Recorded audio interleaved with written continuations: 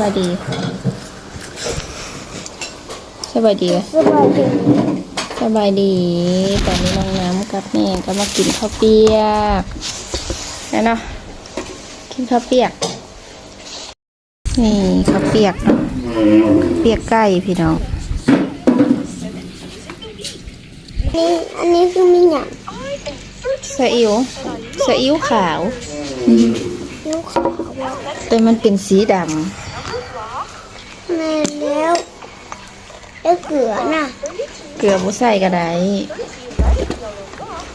แม่น้ำปลาแม่ก็บ่ใส่เนี่ยยาเค็มอันใดใส่น้ำตาลนิดนึงแก้ใส่น้ำปลาคำเดียวนี่บอกไอ้น้ำกินบ่คือบ่กินนะแม่จ้ะกินข้าวเปียก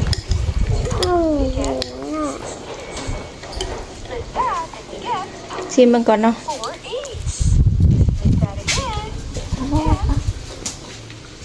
บ่ค่อยกลับปานใดค่ะ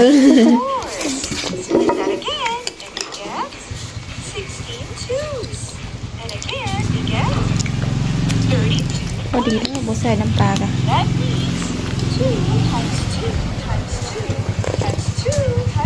ข้าวเปียกพี่น้อง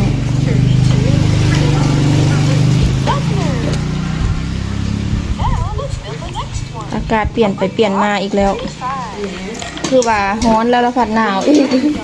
ก็สิเก็บเครื่องกันหนาวไว้แล้วได้มาแล้วผัดหนาวอีกแล้ว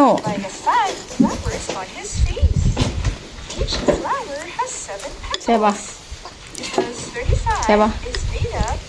คือใส่น้ำตาลมันขมแม่ขมอยู่ใส่อร่อยอยู่แล้วล่ะ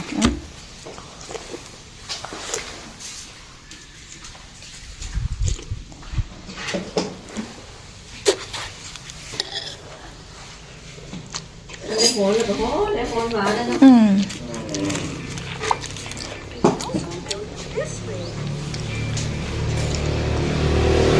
้อนแห้งเนาะ2 มื้อก่อนเนาะคิดว่าสิบ่หนาวแล้วได้